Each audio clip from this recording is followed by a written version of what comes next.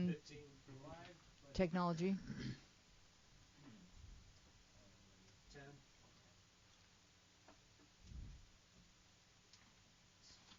5, 4.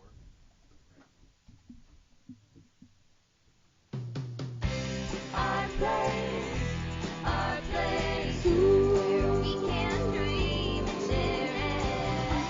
Our place, you'll find a friend to care. Woo! We are Our Place Out Loud. I am your lovely and captivating host, Louise Palenker.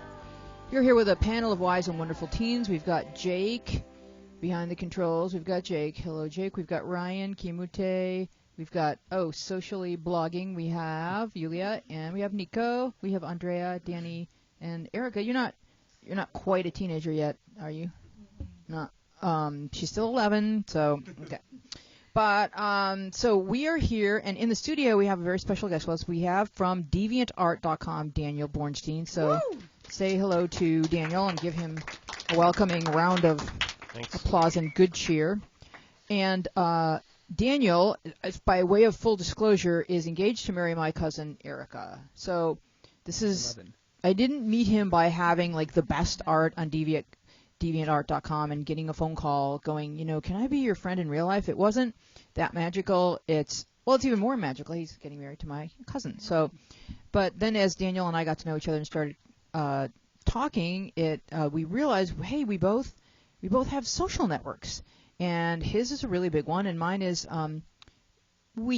it's mini but building. So Our Place is building, and it's full of you guys who we love so much, and you're so wonderful. And Our Place Out Loud, we have a podcast, Deviant Art, no podcast. So I think I'm winning.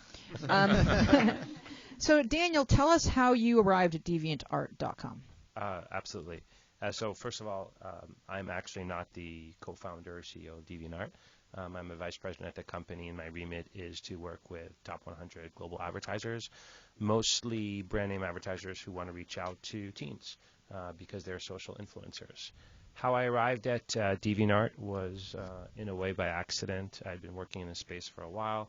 I worked at Google for about 5 years, and I'd worked both in Europe and the US, and I was looking for a place to have a new challenge and also come back to the US. And I sort of happened upon DeviantArt by accident, and there was a good fit there. So it worked out. And I've been with the company for about 20 months, and definitely the most fun job I've ever had, and also the most challenging. Oh, two very interesting adjectives. Any questions from the panel? Ryan? So prior to the show, you were explaining to me that DeviantArt is the top content-based social network around. What are some other content-based social networks so I can kind of get an idea of what you're competing with?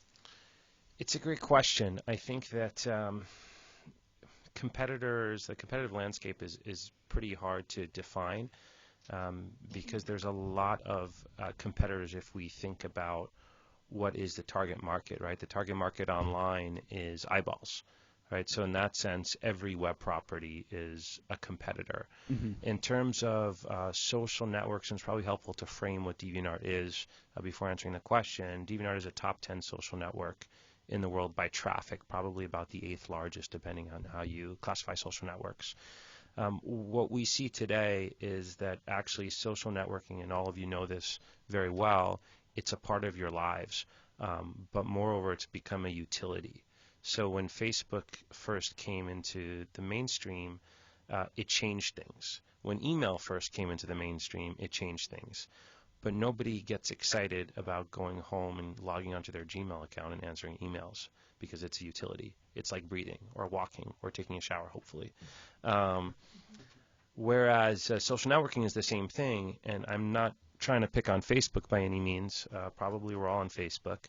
But how many of us get really excited at the end of the day to get on Facebook and to see what's going on? We don't, but we do it because that's where people are, and that's part of our online lives and part of our lives in general. And so why that's important is because it's opened up this whole other category of social networks, which we call vertical social networks. And actually, our place is a vertical social network as well.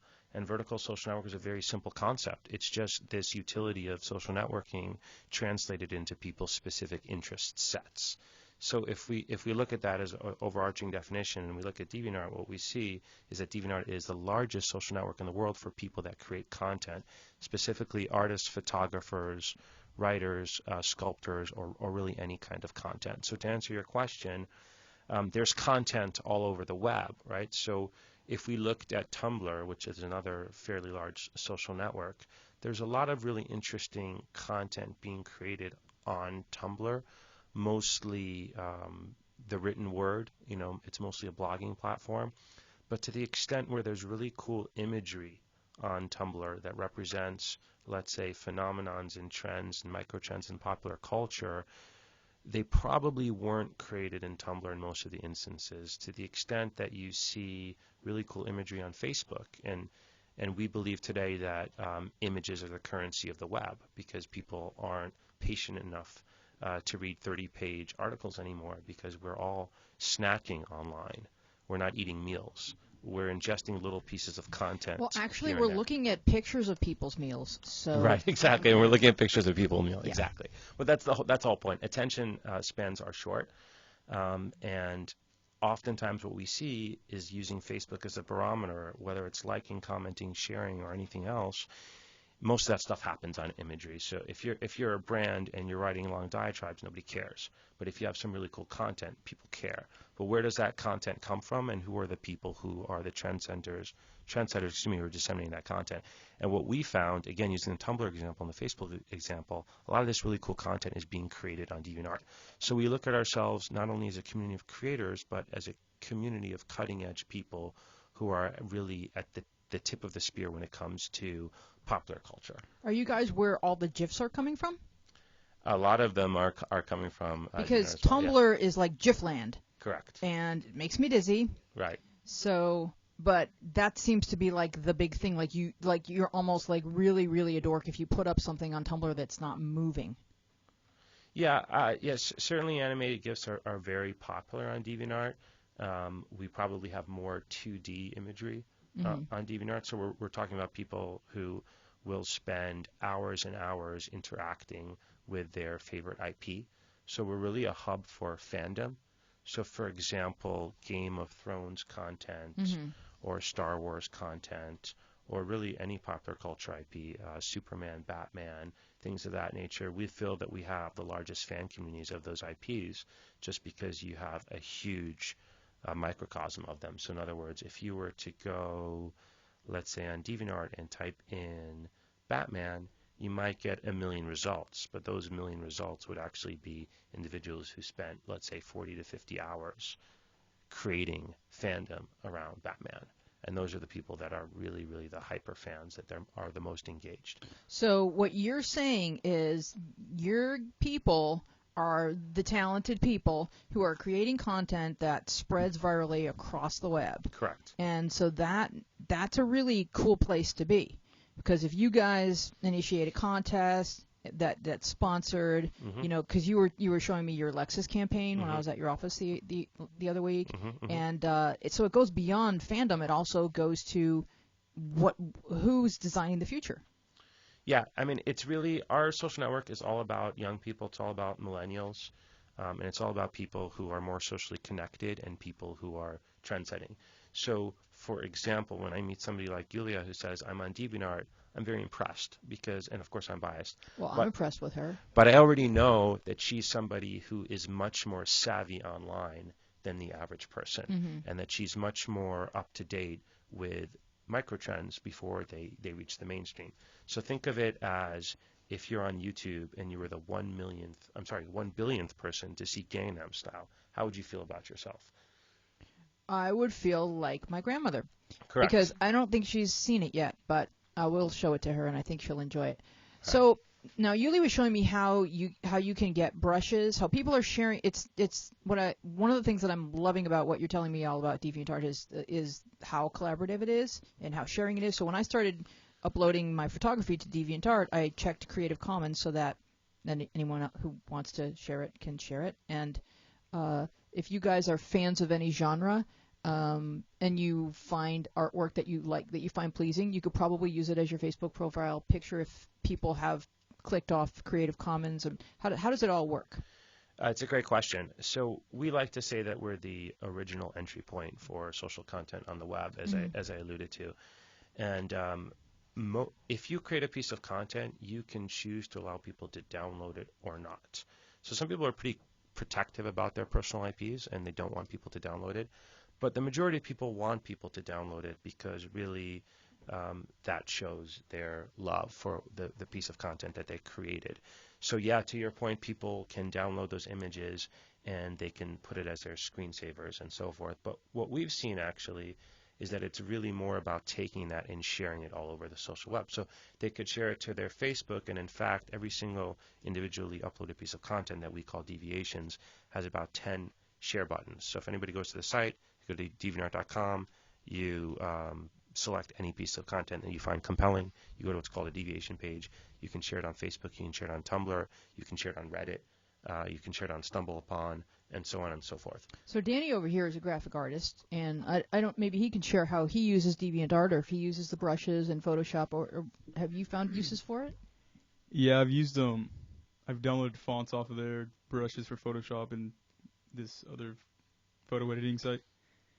But yeah, like, I've always used it since I was like younger. I don't know. I would get my wallpapers off of there for my computer. Like, yeah, I was always using it. And then you've got something that looks like unlike anyone else's page. Like you've made your page look really unique and personalized. Correct? Oh, on the DeviantArt if site? if you use DeviantArt, you're finding stuff that's fresh and new. And Yeah. And how do you use it, Yulia? I like using it for the brushes. Like, I love the brushes and the objects, like the Photoshop objects. I'm like more of a Photoshop person, but I really like how people actually make brushes. And that's my goal, is to make brushes. So I don't know how to do that yet, but that's one of my goals, is to actually contribute to the community and help with brushes. So. And she was showing me some of the brushes, and we clicked on it, and you saw all the comments just going, thanks, thanks, thanks. So you can see that people are using it, sharing it, and everyone will use it differently, so it'll still be unique to them. Absolutely. Any questions for Daniel? Ryan? Well, just kind of a comment on DeviantArt, which is just like, before today I didn't really know what it was, but I had always seen the name because I always find pictures online and then they end up being linked to DeviantArt, where that's their like origin. Absolutely. So it's one of those things where I've always kind of used it to find images, but never knew that I was using it to find images. So That's absolutely right. And actually, if I was to break down our global traffic, we have 30 million registered users like Yulia, like Danny. But the other 35 million individuals are people like you. They come to DeviantArt through other referral sources. So, for example, if you were to go to Google Images and type in Batman, you might click on an image and that might refer you back to DeviantArt.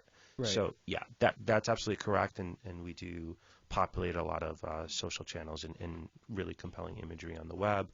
And in an ideal world, we would get the proper attribution and recognition. But we're not complaining. We're pretty happy. Well, tell us about the awards you won at South by Southwest. Oh, thank you. Yeah, so we were very, very happy. Has everybody heard of South by Southwest in the room? No.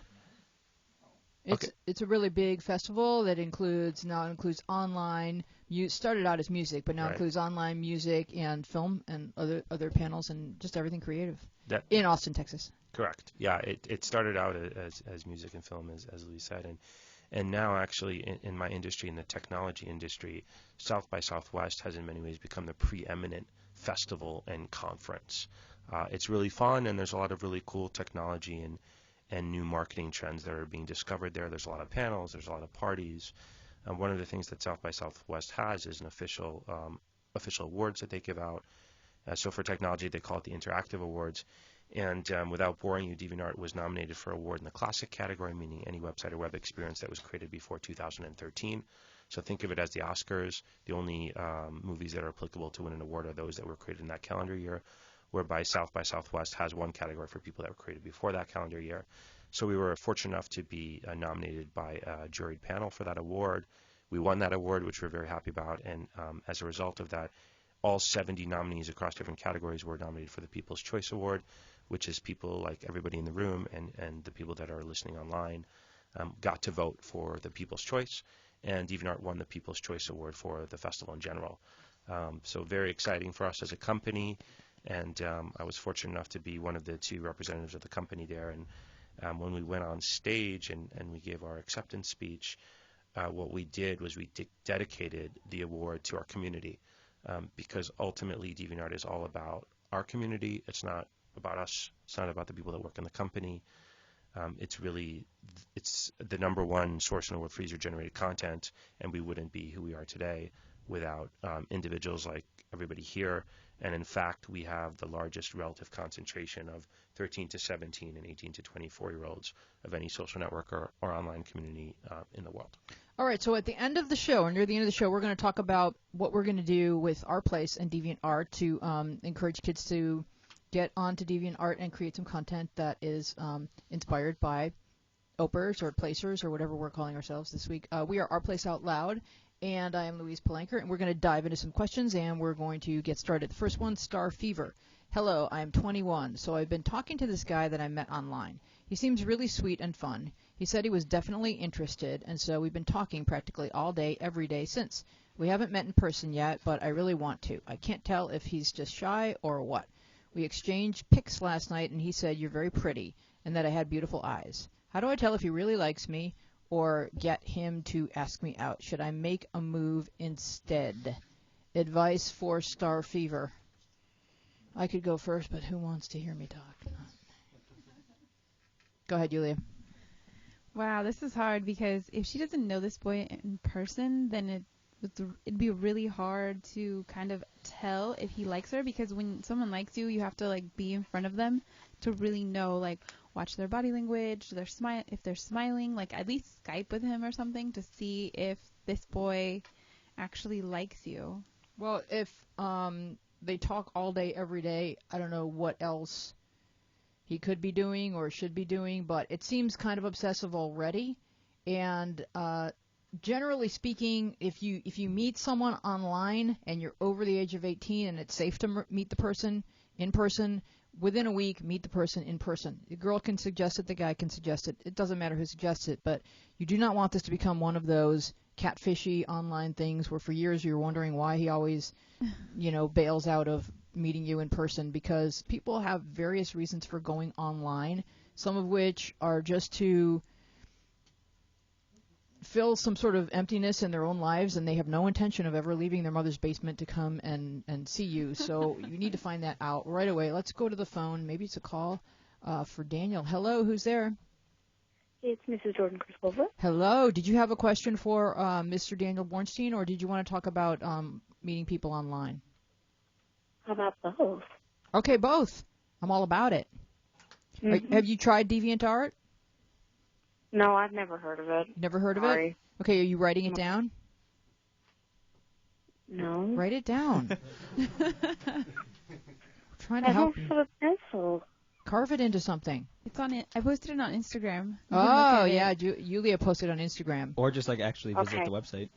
Or you could I'll just look at it. go. You could just type it in, deviantart.com. And for a lot of the people, including me, how do you spell deviant becomes a stumbling block. But I did find it. So what did you want to say tonight, Mrs. Colfer? Well, one, I'm pretty sure he doesn't get this very often, but how are you? Oh, who? Me or Daniel? Him. Daniel, how are you? Daniel. Oh, I get it quite often. The question is whether it's Oh. it's a genuine or just polite conversation. So I am doing very well. Thank you very much. How are you? I'm fine. Fine. I think he really meant it when he asked you. She's a regular caller, Mrs. Colfer. She is Mrs. Jordan Chris Colfer because, do you know who Chris Colfer is? I'm sorry, I don't. She intends to marry him one day. He's a star of Glee. He doesn't know Chris Colfer. She doesn't Yeah. know DeviantArt. Well, see how we're all learning from each other? That's right. I'm not Glee's demographic though. So Together we are stronger. All right, did you have a thought about making friends online and how to tell whether or not that's a genuine relationship or something where you're just being played or someone's bored or whatever? You could, if you because sometimes it's better just to ask. You could say, "Hey, do you want to meet up sometime Absolutely. Like soon, I near think future?" yeah, she should get to it right away. Thank you for calling, Mrs. Culfer. Mhm. We're going to free up the phone line. We love you. Mhm. She should get to it right away. I have a friend who met her husband online dating, and my friend was very methodical about it. And when she gives instructions, she's just hilarious 'cause she's like, "Yep, you know, I would date." She's like, "I would go out on 10 dates a week. This was my job. I was interested in, finding a meaningful relationship. I wasn't fooling around. Hello, how are you? I don't want to ever see you again. Goodbye." I mean, she wouldn't say it that way, but that's how her mind was working. Like, this is something that takes effort. You can't just, "Oh, I want to have these feelings and I want my heart to go pitter-pat."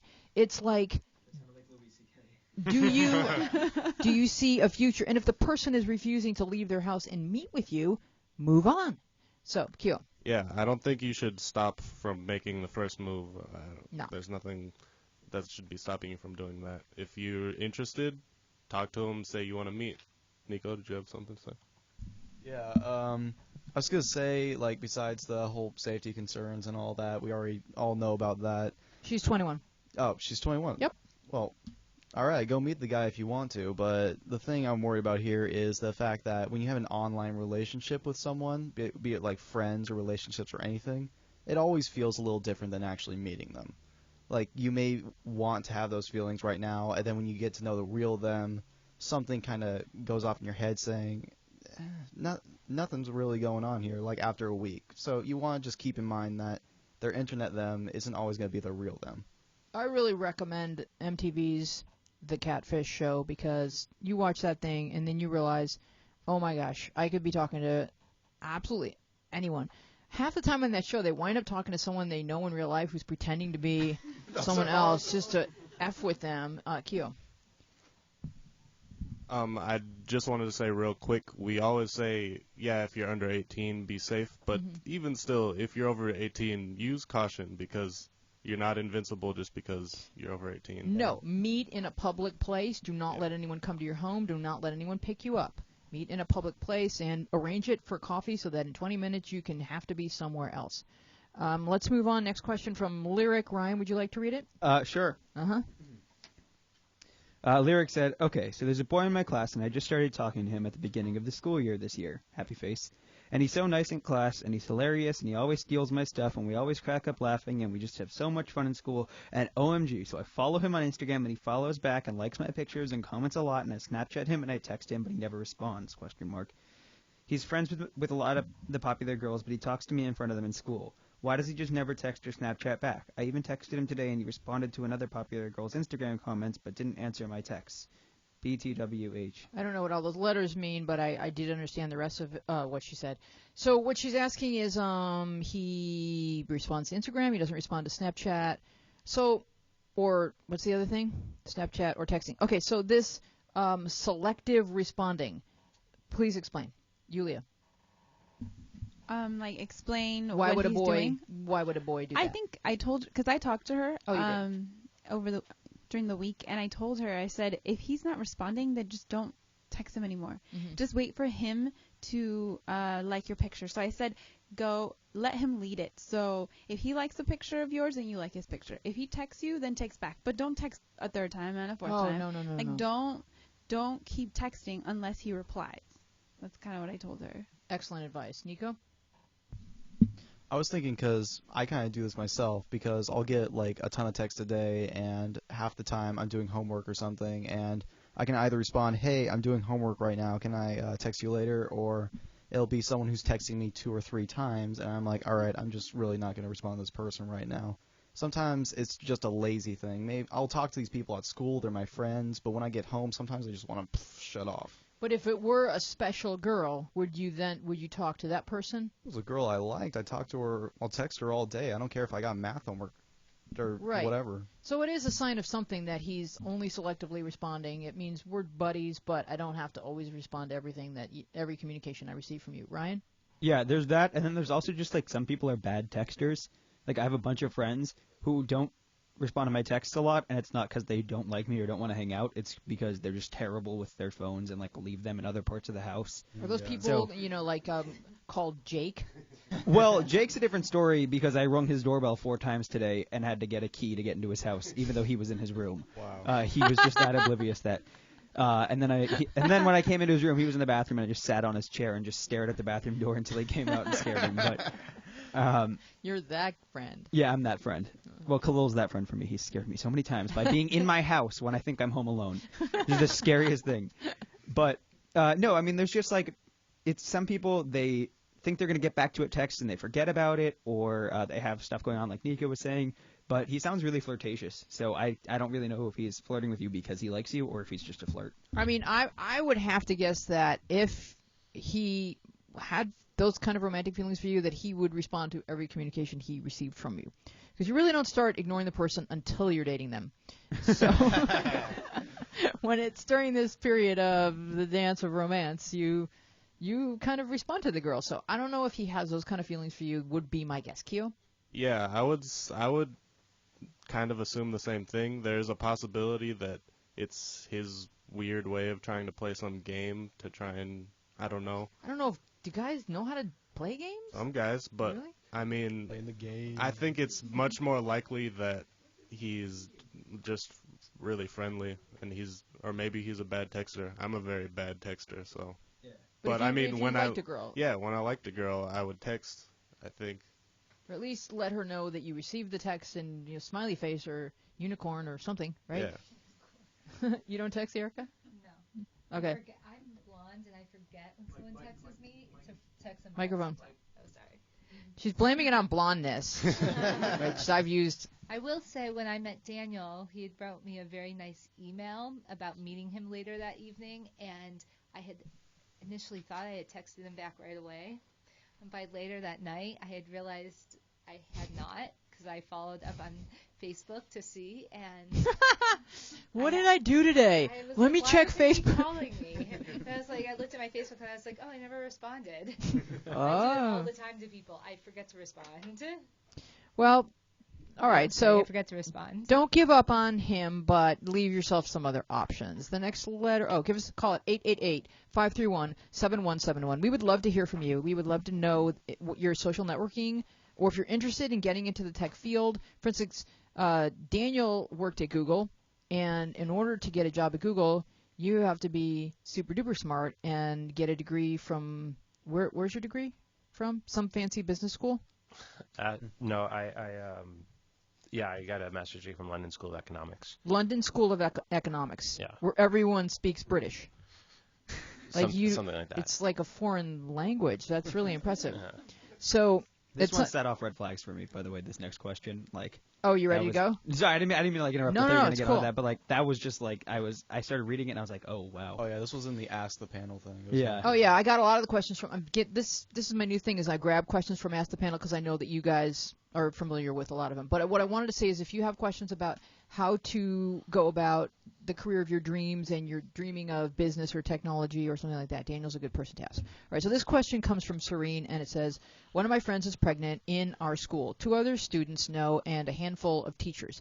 The 3 of us are trying to protect our best friend, even if it means hiding it from our parents and family.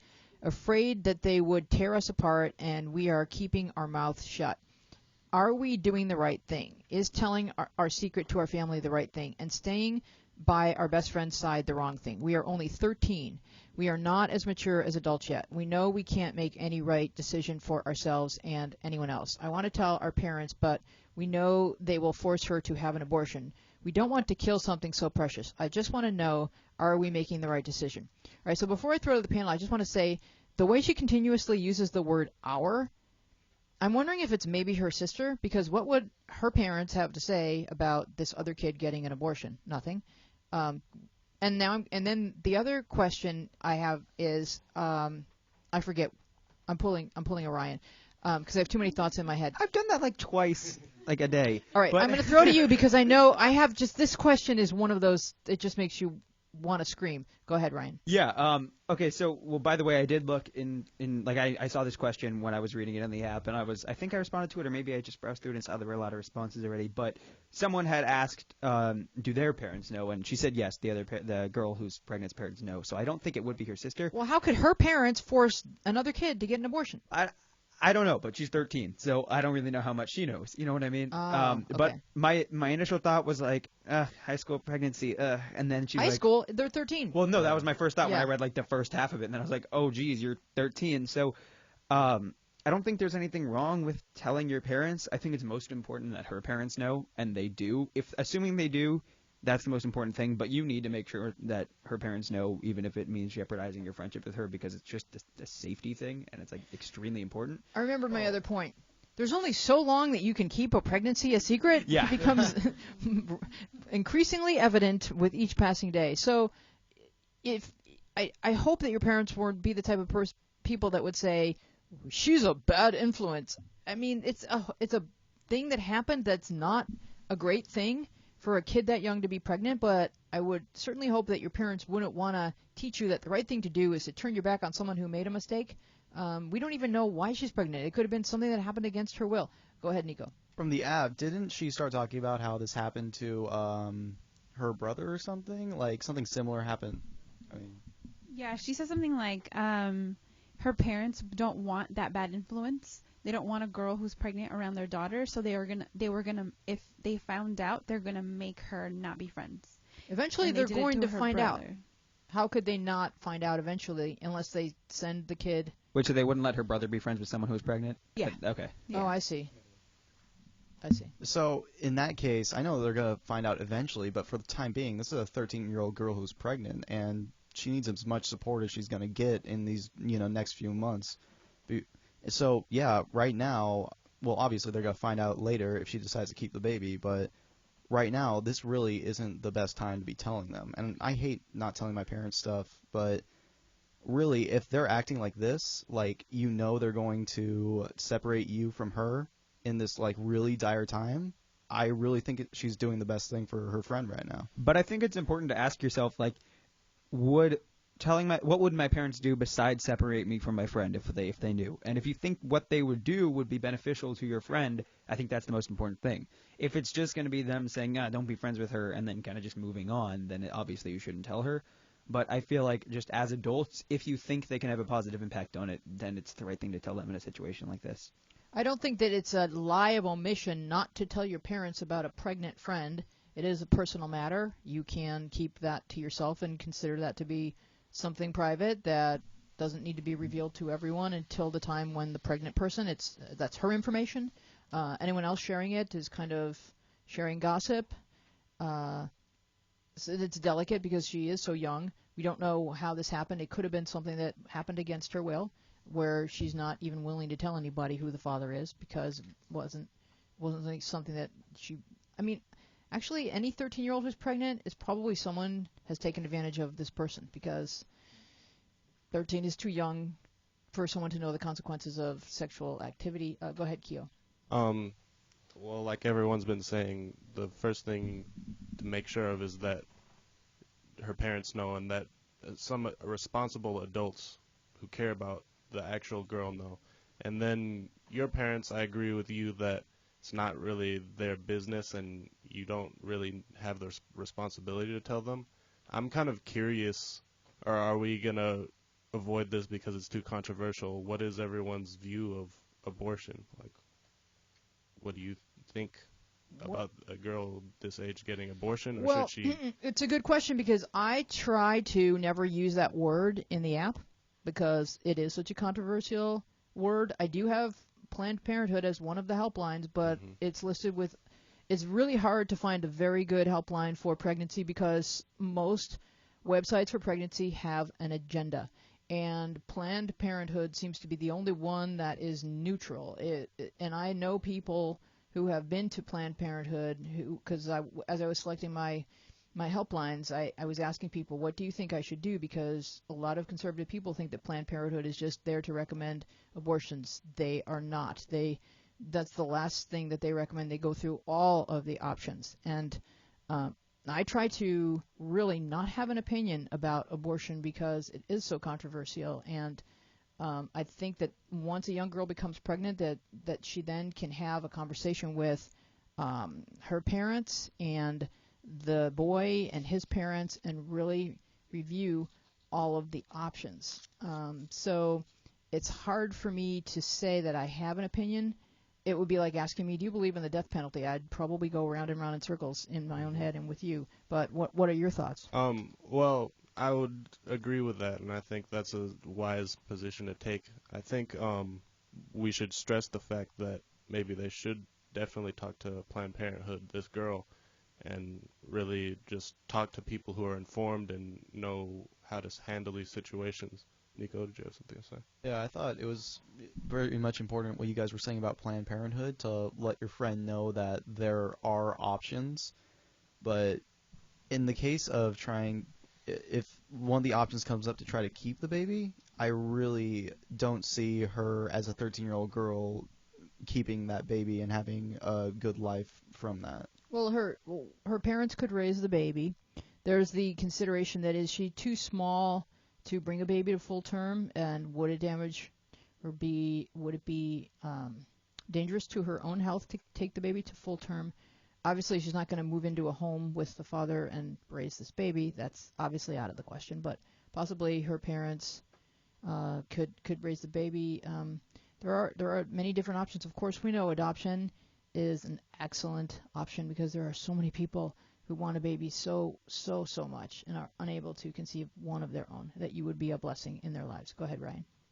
Yeah, I was just going to, again, stress the Planned Parenthood thing, because I don't know how much she knows about it or how much you know about it, but if you really want to be supportive of her, the best thing you could do is research it and tell her a little bit about it, and just explain to her, like, these are people who aren't going to judge you for whatever happened.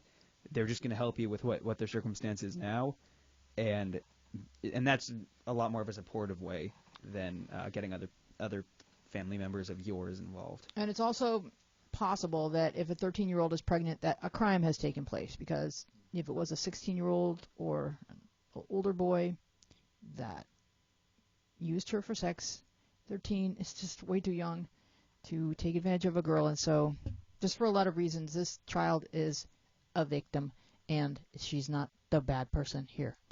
We all have to remember this is a child. All right, we're going to move on to the next question. Please give us a call at 888-531-7171. Oh, let's see, Ryan, would you like to read the next question from Dead the Undying? Yeah, Ryan, read it. What's that supposed to mean? Oh.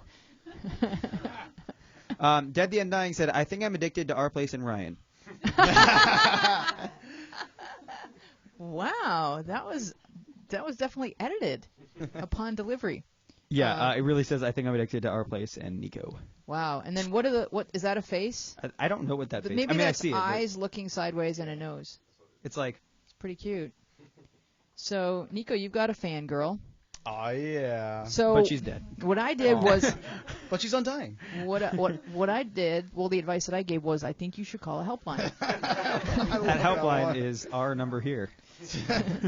So, Dead the Undying, if you are awake, please call. Nico would love to talk to you and plan your futures together. So, I'd just like you to reconsider. Maybe it's me, not Nico.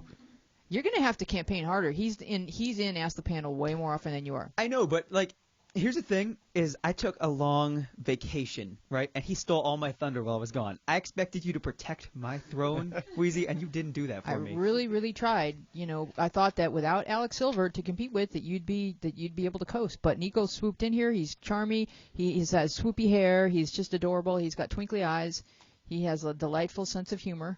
Look, Brian, your throne's right there. But the fangirls, dude. I used to sit there. Oh, well, you know, you got nothing now, so. I don't know. I'm on Team Kyo, so I don't want to work. I'm on Team Kyo too, actually. Is there anyone really not on Team Kyo? I mean, really? No, everyone's on Team Kyo. Damn right. It's just default. That's how it goes. How do you pronounce this next screen name? Dan is on live. Yeah. Dan is on live. Okay. What's a good made-up... This kid is like, hey, Wheezy, how do I lie good? What's a good made-up, believable story to tell your parents on how you met someone? I met this person through Scout, and we became friends, but both of our parents don't like us using these types of things, and we don't want them to find out. We want to be able to hang out, but we need a story on how we met. And then there's kids going, oh, yeah, tell them you met at church. Really? On a church, like You're gonna- standing on top of a church. You both You're crawled going up to add there. church to your list of lies?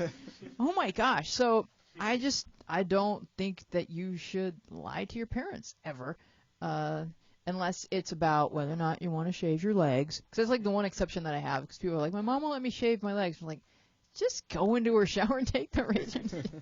Don't tell her. Just say, yeah, it stopped growing. It's weird. Go ahead, Ryan. It actually retracted. No. No, I mean, it's one of those things where you like kind of acknowledge that your parents don't want you to do it, and then you have to think about why. And when you're young, and even when you're my age and probably older, you kind of think that other people telling you what to do is just because they get joy out of telling you what to do or something. But there's a lot of validity to what your parents are saying, and I think Scout is like an online thing. That's my guess. I don't really know what it Probably is. it's spelled with a K. Yeah. But we talk about that so much on here and how that's not exactly safe. And I'm not saying that this person is particularly dangerous. They could be.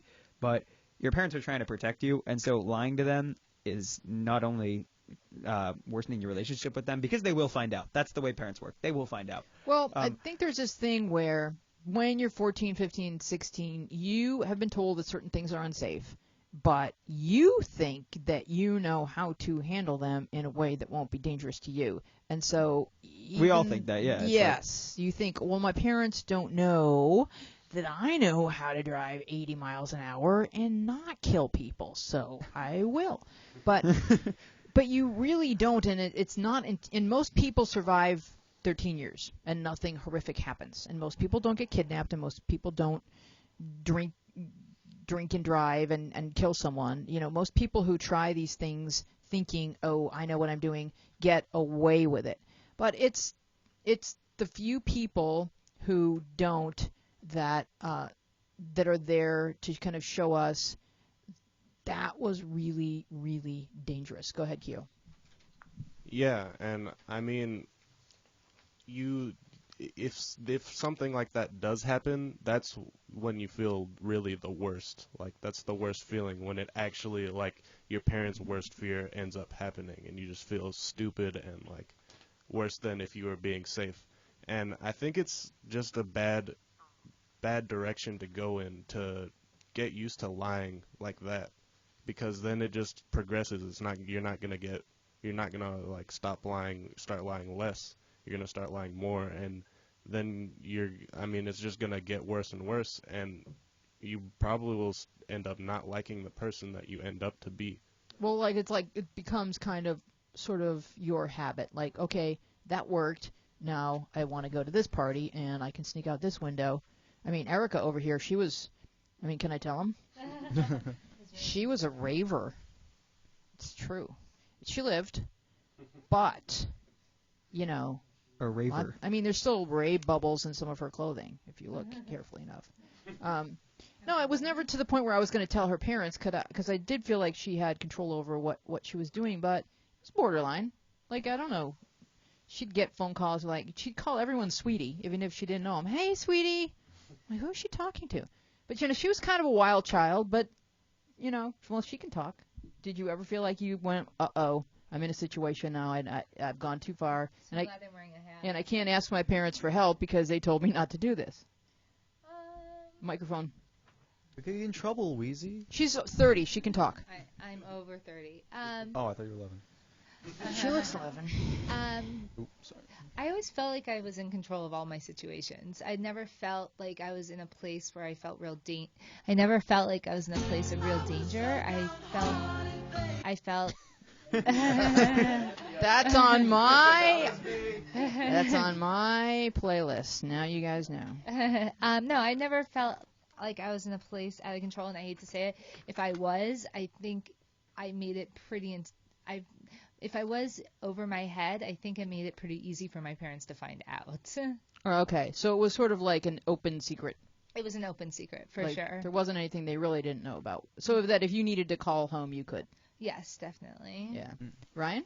I think the best policy with parents is honesty, and I know a lot of times it doesn't seem like it is, but like I was saying, like their parents just find things out, and they're a lot more mad when you don't tell them, and a lot of times things you think will make them mad so you try and avoid telling them. If you actually tell them, they're just like, oh, thanks for telling me, don't do that, and that's So- the extent of it. Now, what would happen if this kid said, I know I wasn't supposed to go on this site, but I had this safety in place and this safety in place, and I wound up meeting this really nice kid, and you can talk to his parents and da-da-da. What would happen if she just spilled the beans and told the truth and then tried to meet up with the guy with all the parents present? Chances are her parents are going to say something to the extent of either like, A, we'd like to talk to his or her parents, and if you want to hang out with them, we'll be there. Or B, like, we're going to take away your computer privileges for like a week or whatever. They might take away some privileges, which isn't the end of the world, but you did break a rule that they had set up. Or C, they're just going to say, okay, thanks for being honest, but we don't want you to see them or hang out with them. Kia? Erica? I think from my experience, if your parents don't want you to hang out with them, it's probably for a really good reason. And I definitely learned that after the fact when I would hang out with certain people I knew my parents weren't very happy that I was hanging out with or didn't want me to see. Usually your parents know what they're talking about, and they're good to listen to. Yep, Kyo? They have better insight. I second that. I think that's pretty consistently true. I agree with Ryan with what he was saying. Usually it's not as big as a deal. It might end up not being as big of a deal, but you shouldn't expect it not to be, I don't think, because then if they actually do punish you or whatever, then you're going to be outraged when you actually did do something wrong. Mm-hmm. But yeah, honesty is just, for me, it just is the best policy. I just feel better about myself. I feel good because I can at least say I was being upfront. I didn't do anything shady or anything. And what's like a couple layers deep about the question is that not only did he or she do this, but now they're coming onto a social network to reinforce the lie and to request help in perpetuating the lie, as if everybody would be on board, with deceiving the people that that love the person the most and have the best interest at heart the most. Go ahead, Ryan. Yeah, I mean, just to reiterate what Keo said earlier, it does become a habit as much as it doesn't seem like it will. Just anything you do that works kind of just becomes a habit. At a certain level, that can change, but if you lie now, you're going to lie later, and we just can't say that it's a good idea. No, it becomes a habit even after you've already become adult. Like, oh, okay, how do I get out of this awkward situation? Well, I'll just come up with some myth and tell this girl I was this or tell this boy I was that, and and eventually stuff blows up or stuff starts crumbling down around you. Give us a call at 888-531-7171. We would love to hear from you. Who is ready for Thread Theater? It's kind of short and kind of nice, this one. I like it because Nick N. was being kind of vulnerable, and I don't think he's alone, and I would like for him to know that he's not alone at all. Sometimes you can feel alone at your school, or the only person that is experiencing something, but you're actually not alone at all. So let's just go around the room. You can be Nick N., Ryan, and curtain up on Thread Theater confession. Nick N. I've never had a girlfriend. Nobody has a crush on me. XD. Like the smiley face. Super Pandas. Twinning. CX, another smiley face. But yeah, it's okay. Loads of people don't. It's completely normal. Don't let it get to you. Megan Sweet. You never know. Sal. Nick, maybe you will get one. Someday, who knows? Back to Ryan. At least you didn't get your heart break. Oh, that was Gaga. XO Carly. Don't worry about it. I come from a town where everyone has a boyfriend or girlfriend, and I have never had one. I'm actually somewhat proud.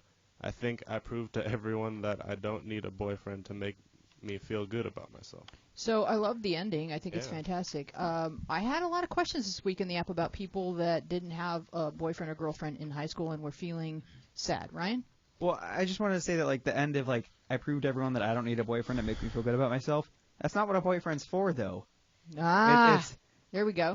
It's not to make you feel good about yourself, but it's to make you feel good because you're around them. So, like, I don't know, like, it's not saying you want to particularly, I mean, like, maybe you want to make a point because everyone in your town has a boyfriend or girlfriend just to have one, and I guess in that case it makes sense, but also like don't get carried away with that notion because there's like a reason people have boyfriends or girlfriends. I don't know. What do you think, Kyo? Yeah, I agree. And you kind of finished with what I was going to say, that a lot of people do go out with people just because they want to feel good about themselves or they need to. Like, I've had friends who go out with someone because they just got out of a breakup and then they just string together relationships. But, I mean, definitely you should like pursue it because it's great and it makes you feel good to be in a relationship. Nico, you have something? Well, I mean, there's not really anything wrong with like a little bit of that. I mean, you started dating some hot girl, right? And you're like, yo, guys, it's all mine. No big, but you know, it's all mine, no big. But that's kind of like a secondary thing, you know what I mean? Like first it's you started dating them, and then you were like, okay, I'm dating them. Like, let me just make sure people Exactly. know that. But, You wanted to start dating them because you both like felt good around each other. like, I don't think it's not right to be like, you know what would make me cool? Which first off, you just shouldn't start with for anything. And then if you finish that with like having a girlfriend, like I don't know, it's just like It's not like starting it with it is what I'm trying to say. It's like doing what you said at first. right. That's what I'm saying. Is like you shouldn't start with it, and most people don't. And then it comes out of it. Exactly, which is fine if it does. Like, but I really care about this person, but dang, do I just want to show her off. But how do we separate, since we're sort of hardwired to seek romantic love and affection, how do we separate having that be what makes us feel good and just feeling good when we can't really separate the urge to want to meet someone who loves us romantically? Kyo.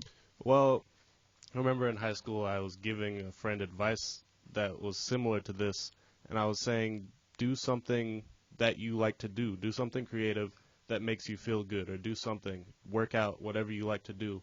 But do something that makes you feel like you're doing better and makes you feel good about yourself. And then having a girlfriend or boyfriend will definitely make you feel better about yourself, but you shouldn't start at I feel really bad about myself because I don't have a girlfriend, or I feel really bad about myself, I need to go get a boyfriend. Mm-hmm. You bring a lot more to the table if you feel good about yourself. Right.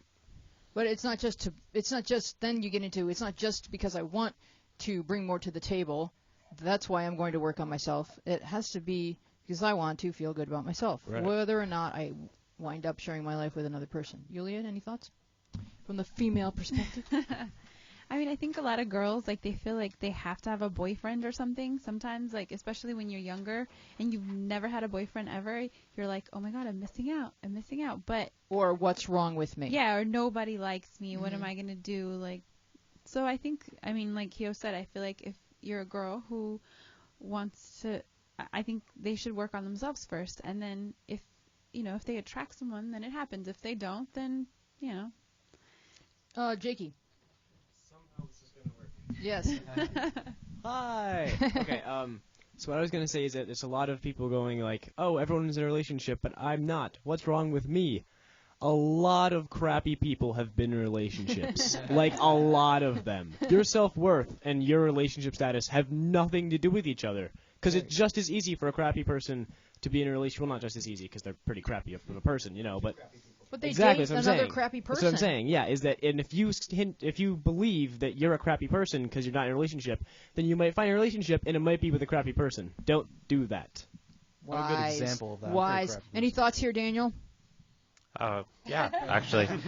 So, without revealing too much information, I went through all 4 years of high school never having a girlfriend. Mm-hmm. I also went through all 4 years of high school never wanting a girlfriend. Wow, nice. I wasn't interested in girls at that point in my life, and it didn't make me feel bad at all. And of course, I would lie to my friends and say that I had sex when I didn't and all that kind of stuff. But I think that's normal. But I just never really wanted it. And I agree with everything that everybody's saying. And eventually, when I did really, want to be in a relationship, I was in a place in my life where I was ready. And I think that the most amount of personal growth happens when you're outside of a relationship, when you have time to yourself to focus on yourself. And I don't think it's about being selfish. I think it's about understanding who you are and working on yourself and figuring out what are your interests and what makes you tick and what makes you happy. And when I met Erica, which admittedly wasn't that long ago, One of the things that I told her was that I'm really happy that I met you now, because I'm right now in the best phase of my life that I've ever been in. And I felt very good about myself. I felt very secure, and I felt like I was in the place where I could let somebody else into that fold and be somebody who's stable and have a healthy relationship. And to So- be clear, you did not meet her at a rave. No. See? I didn't meet her. What were you doing? Or on Scout. Wasting your life. That's what you were doing. No. Not on Also, Scout. also true. Ryan, Also true. Ryan. Yeah, I was gonna also say one more thing, which is like, I've never had a girlfriend. No one has a crush on me, and then it's like, you're no different than someone who does have a girlfriend or has someone has a crush on. I mean, you're different because you're different people, but like, it's not like you all of a sudden have a girlfriend and you're a different person. You're the same person you were before. There's just someone else who's now near you a lot. Honestly, I do not think that I'm convinced that people had crushes on Daniel in high school. I'm convinced that no one had a crush on me all the way. If you had a crush on me in high school, please call the show, because as far as I knew, not only was I like Daniel, this is like our Irish friend thinks that we're identical, right? Yeah, I Margot. was not interested in dating anyone. That's funny. I wasn't ready. Yeah. I didn't go to prom. I didn't care. I didn't cry. I also didn't go to prom. I had other things to do. So there's a time for everything, and when it's your time, you'll be ready. Ryan, who else had something? Kyo? I'm in the same boat as you guys. Similar. I got my first girlfriend senior year. So, and I'm not going to say I wasn't interested at all, but something that kind of made me, that I've always lived by, is my name, and it means there's a time for everything. So I always thought that. And also I would think, oh yeah, I'm weird. I don't have a girlfriend, but I also kind of like the fact that I'm weird, and I like being weird. It's more interesting to me. And there may be some statistics that would back up, like, that the later you have your first meaningful relationship, the more you accomplish with your life, the further you. Well, you know, that's kind of brutal to say. Like, no, but I mean, you can really focus on another person and not on yourself, and be kind of just part of a couple rather than going to the London School of Business or starting Premier Radio Networks. But I'm sure there were people at the London School of Business who had relationships None. early on. No, there were not. None at all. Okay, No, I'll buy it. no. They're all British. What are they going to talk about? The one other thing I'm just teasing. British ahead. people are the cutest. Into the microphone, Erica. Oh my God. I went to grad school, and I can tell you, through grad school, no one got a boyfriend or a girlfriend. It's so and hard. If you were in a marriage, grad school was your life. Like, people just had to expect it, because we were there to study our passions and what inspires us. And I totally second Louise on that. A girlfriend and boyfriend really doesn't matter until you figure out what you really want for yourself and what you want to do with your life. That will all fall into place after you figure that out. Yes, and you can date during middle school or high school or call it a boyfriend or whatever, but you cannot be consumed by each other. And kids get involved in what I refer to as the constant conversation, because it is now it's available, which is the temptation of picking up your phone and being in contact with that person. When your parents could say the phone doesn't ring in this house after 9 o'clock, that was kind of a good thing, because you had time to think about the person, think about yourself, and be alone with your thoughts, and not always be like, should I be talking? Should I be talking? Let's, text, Snapchat, back forth, and then fall asleep, wake up, back forth. That's not necessarily how you figure out who you are, because you're living for that next communication, and it becomes an addiction. Ryan? Yeah, I definitely agree with that. But then one more thing I would throw in there that just has to do with, like, finding out if you really do like someone. Try not to fall into the trap of liking someone because they like you, because that's really easy to fall into. And it's just like, so keep your eyes on that. Right. Any other thoughts about dating? I think we should stick to this topic, because we can save the rest of the questions for next week. But it is really interesting how much we gauge how we're perceived by the world through whether or not people have a crush on us, like our pictures, like our posts, comment on our posts. Like, you can't just go into your room, put on your headphones, listen to music, and pretend the world isn't going on, because with one click you could see how the world sees you, at least through your, like, our version of what matters, even though a lot of that stuff doesn't matter. And Well, I mean, I kind of understand judging. Like, I'm not saying it's right, but I kind of understand judging kind of like what a little bit of like who you are based on if people like you, because it's like, I want to spend time around you. So it's like I'm the person who people want to spend time around. You know what I mean? But that's not what it means actually at a young age. But I'm just saying I can understand how people would like derive that. Yes, and it's hard to say because they don't have the perspective to look back and go, oh yes, I'm spending my high school years developing my personality. And we know Nick N from the app. We know he is an extremely cool, interesting, fun, funny person, and that some girl is going to just be blown away by that guy. But it's not his time to be in a relationship, which should be your way of saying, let's take a deep breath, relax, be yourself, and don't interpret that as I'm not worthy, because it doesn't mean that. It may feel like it means that. Honestly, it doesn't mean that. Who had their hand up? Yulia. I had a question. You mentioned that towards the end of the show you were going to talk about DeviantArt. Oh, that's right. Oh, we may have to go a little bit long because I'm not really good at running my own show, it turns out.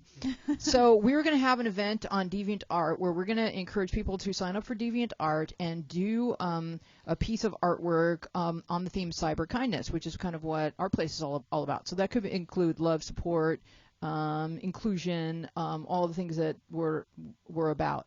And Daniel has different ways that people can participate. And you were saying that the point of entry has to be super easy so that people want to do it and they don't get on the site and go, I don't know how to do this. So go ahead and explain what you were going to recommend.